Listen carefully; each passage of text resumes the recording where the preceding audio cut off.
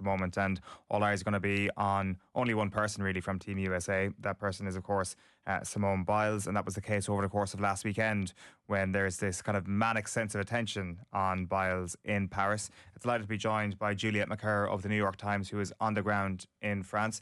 Juliet, good morning. Good morning. How are you guys? Very well. So you might take us back to the weekend and even to late last week when you first started to see Simone perform in qualification for the next couple of events over the next few days. What has it been like? What has the buzz been like around Simone Biles in, I guess, her return to Olympics action? Yeah, you can imagine that everyone was holding their breath during team qualification, considering what happened last time in Tokyo when during the team final, she pulled out of the team final because she was getting lost in the air, kind of disoriented in the air, and said, okay, USA team, you have to go on without me. And then she pulled out for almost the rest of her events in Tokyo. So yeah, during team qualification, everybody was wondering if the same thing was going to happen again, but she did great. She was just the regular old Simone Biles that we all have known for the past decade or so, doing these crazy vaults, crazy moves in the air, and she qualified first, which really wasn't a surprise. So she's set to compete for apparatus over the course of the next few days. Did she pick up an injury over the course of the weekend? Yeah, people were wondering what was happening. At one point, she started limping a little bit and then was off to the side with the team doctor getting her left ankle taped. And then after one vault, she actually started crawling along the side of the vaulting runway on her hands and knees.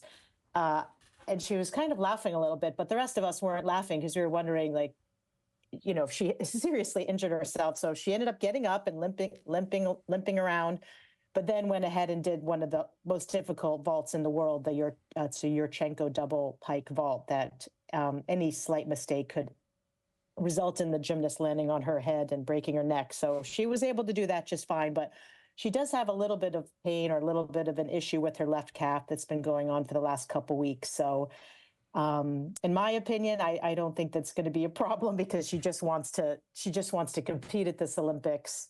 A lot of people said she was a quitter and un-American for dropping out of the last one. So I think a little pain in her calf is not going to stop her this time.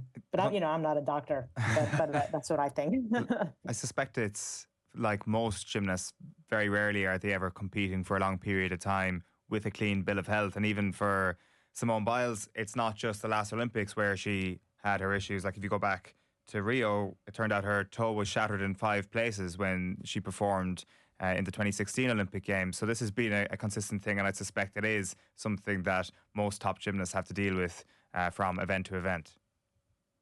Yeah, what's interesting with Simone is she's never really had a major. I got to knock on wood, because she never really had a major injury that has kept her out of things. She's been doing this forever. I mean, luckily for her, her body is made for the sport. She's 4'8", like really super tiny, and always been super healthy. You know, during Rio, none of us knew that her toe was shattered in 5 places until afterwards. She just kind of mentioned it in passing, and even in 2018 at the World Championship, she went to the emergency room in Doha because she had a kidney stone, spent the night in the emergency room, and then checked herself out the next day without pain medication to go help the team qualify in that World Championship. So little injury.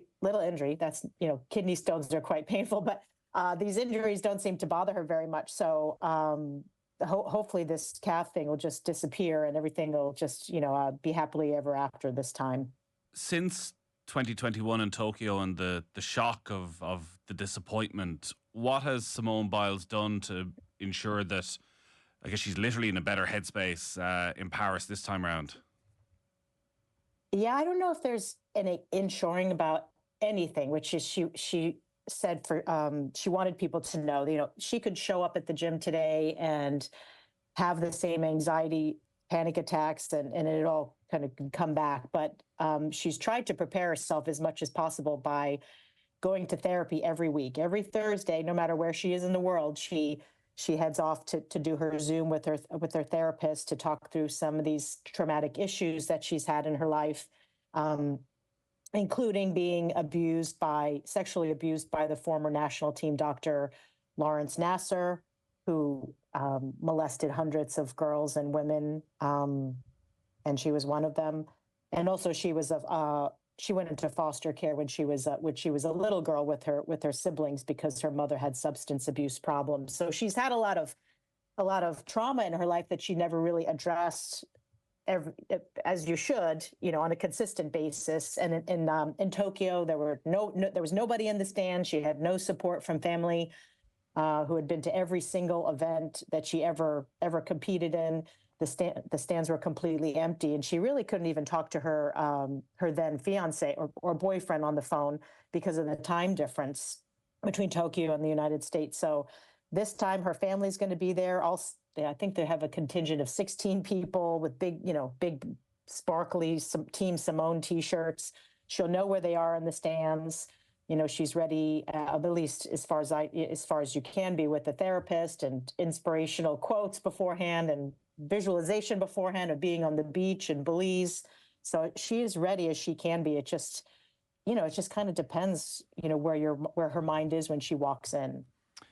One of the things that I didn't quite realize until I read your piece the other day in the New York Times, Juliet, is that she is the sole Olympian abused by Nasser to actually go back to the games. So when you're talking about that sense of isolation that maybe reared its head in Tokyo, she is in a very grimly unique position herself to be the only one who has taken her career back to that level again after the appalling life experience caused to them. So I do wonder what comes into effect there, and also I guess how she spoke about going through therapy for years, kind of dropping out of that and having to be persuaded by her mother to go back into counselling for a little while. There's a lot at play here that I suspect we potentially don't even know the full impact of just yet. Yeah, I think a lot of people didn't realize that when she pulled out of Tokyo, especially a lot of people who criticized her on the internet for being a quitter and a loser and all these things. And, she is one of the women on the national team who were, I'm not sure how many times she was abused by Nasser, but he would go to these national team camps, and they would have these camps every month, and he would abuse girls and women at these camps. For years, he did that. So she went into the Tokyo Games as the face of really the face of the Olympics, the face of the U.S. team for sure. And that meant she was representing the organization that allowed this doctor to abuse girls and women for really over a decade. So she had this, this heaviness about her, just having to come in and be the face of the Olympics. Yet, the Olympics had betrayed her in so many ways.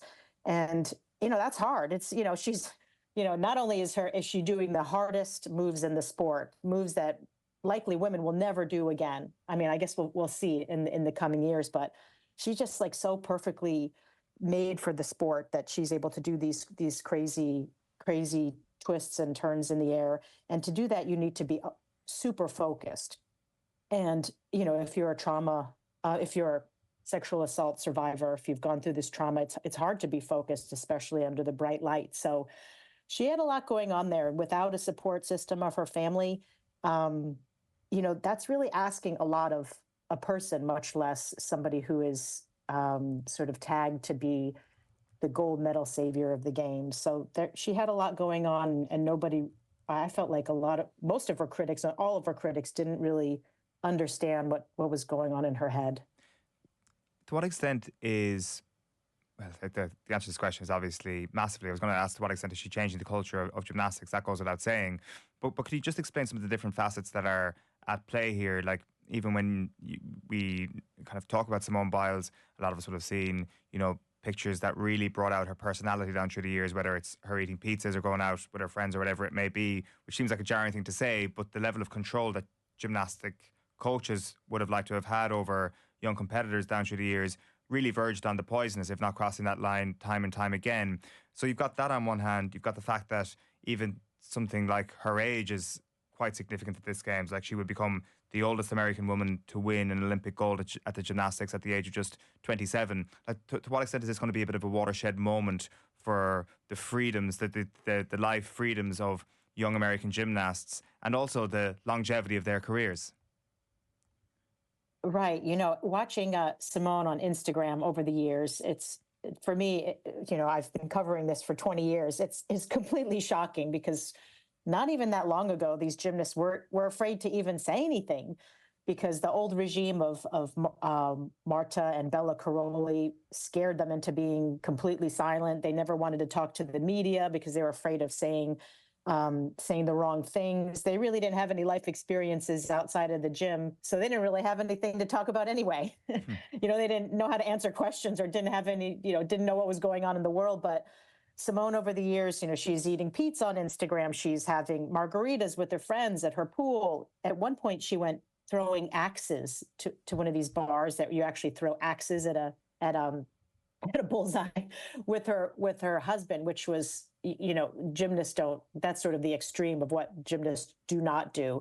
And she's always spoken her mind. And gymnasts haven't done that either, but it's slowly changing. You can see the personality of the gymnasts in the world today, and they're not afraid to show people who they are or show their vulnerability. And also they're not going to quit when they're 16, which they did in the past. And a lot of that had to do with, now they can go to college in the United States and get paid for promoting things in the United States as a college athlete. And they're healthier, so they don't have to, starve themselves until 16 and then quit. So it's just, she's really changed the face of the sport. And when she leaves, it'll be, she'll leave the sport in a better place. It's never been as good as it is right now. What sort of medal haul is she going to have this week, do you think? Okay, I'm going to be positive about things. They'll win the team. Everything will go fine. There won't be any breaking news today. They'll win the team medal. I think they'll win it pretty easily. She'll win the individual all-around medal, so that's another gold. She'll win the vault. She'll win the, you know what? I don't know if she'll win the floor exercise, but I think she will win the floor exercise. And I think she'll come home with a bunch of gold medals that she should have won in Tokyo. She didn't make the uneven bars final, which is not a surprise. She almost did. She came one spot from making it, but got knocked out really late into the night of team qualifying. But she didn't make the team. She didn't make the final of the uneven bars in Rio either in 2016. So that wasn't a surprise. But she'll come back with a bunch more medals. She has 37 world and Olympic medals now, and she'll come back with over 40. Her suitcase will be super heavy. It's going to be a hell of a week. Enjoy every bit of it, Julia. Thank you so much for taking the call. Oh, thanks a lot. Have a great day, guys.